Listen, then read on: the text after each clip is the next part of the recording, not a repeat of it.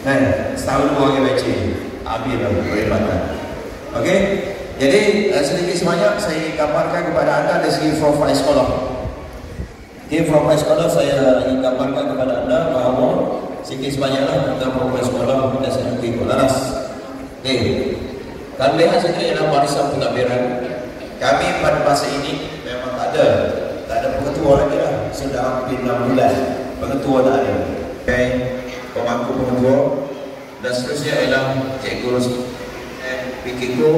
Seterusnya 4 yang bawah tu merangkap guru kanan. Jadi itu dari segi profil, dari segi profil sekolah untuk dari segi pentadbiran. Okey, dan seterusnya saya beritahu dari segi gambaran murid yang ada sekarang ni pada SMK Kolanas yang kita yang terkini ialah 996. Kalau kita lihat ialah 996 murid pada masa ini, hari ini.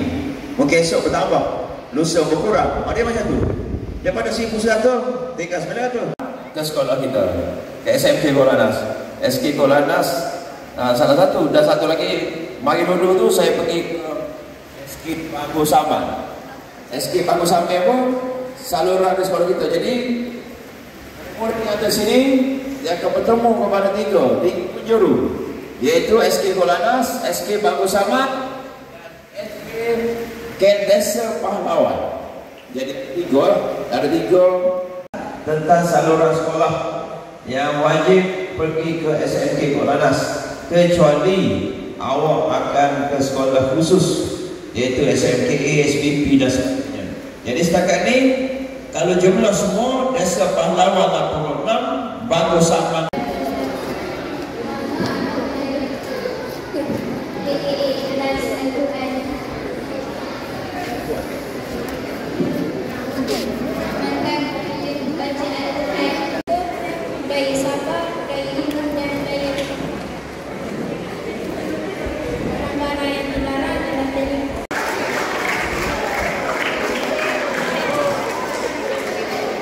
Dr. Aida binti Sukri, cikgu sebagai guru bimbingan dan kaunseling.